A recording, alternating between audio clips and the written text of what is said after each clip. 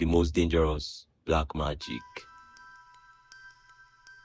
A ritual so forbidden, few have survived to tell the tale. Deep in the heart of Africa, where dense forests stretch for miles and ancient traditions still hold power, there exists a ritual so dangerous, so feared that even the most seasoned witch doctors dare not speak its name. It is a ritual of blood, shadows, and an unholy pact with the unseen. The ritual is known as the invocation of the shadow god. Legends whisper that those who successfully complete it gain immense power, control over spirits, the ability to curse enemies, and wealth beyond imagination. But the price of failure is steep: madness, eternal servitude to dark forces, or death in its most horrific form. No one knows exactly when the ritual was first performed. Some say it predates written history, a dark art passed down through generations of secret cults hidden deep within the jungles. Elders of the Bantu, Yoruba, and Zulu tribes speak of a time when a powerful sorcerer named Nyoka, the Forsaken, first communed with the shadow god.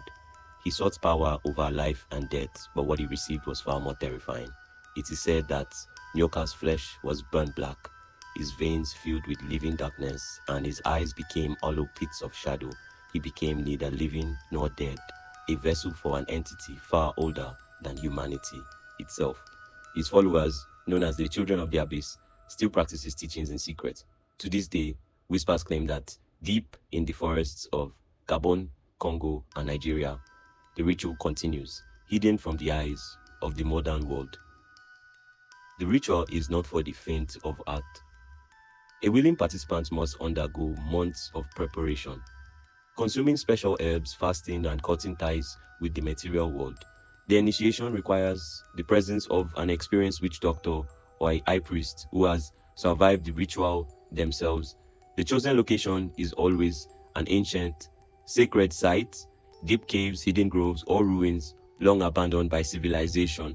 The most notorious of these sites is the Cave of Echoing Screams in the Congo Basin, where legend says the cries of past victims can still be heard. Required items for the ritual: 1. A bowl of obsidian ink mixed with human blood, said to connect the soul to the shadow god. 2. Bones of a cursed ancestor to guide the spirits. 3.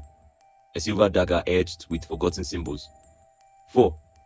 The heart of a black goat still beating, offering to the entity. 5. 7 unlit candles made from the fat of those who died violently. At the stroke of midnight in the heart of the jungle, the initiate steps into the summoning circle, drawn with the blood ink mixture. The high priest, clad in robes black as night, begins chanting in an ancient tongue that no human truly understands. The air becomes thick and heavy, suffocating.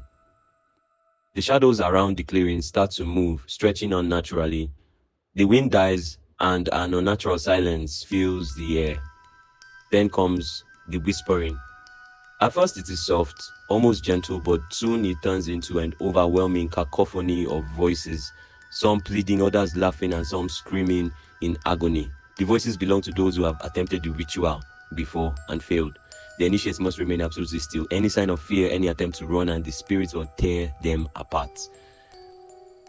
The final stage begins when the initiate takes the silver dagger quietly and cuts their palm, allowing the blood to drip into the center of the circle. The shadow god does not appear like a mortal being, but as a darkness deeper than night itself, a void that absorbs all light, all hope. 2 glowing red eyes emerge from the abyss, and a voice unlike anything heard in this world speaks. What do you offer? The initiate must present the beating heart of the goat, placing it before the darkness. If the shadow god is pleased, it will offer a choice. 1. Power, but at the cost of a piece of the soul. 2. Wealth, but bound in eternal servitude. 3. Knowledge, but with madness as the price. If the initiate hesitates, they are consumed. Their body collapses into dust, their soul dragged into the abyss, never to be reborn. Very few have survived the ritual. Those who do are never the same again.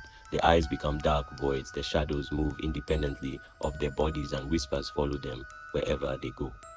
They have made a pact with something beyond human comprehension, and it never truly leaves them. Some go mad, speaking in tongues, clawing at invisible tormentors. Others become legendary witch doctors, feared and revered. A few disappear entirely, vanishing into the jungle, their fate unknown.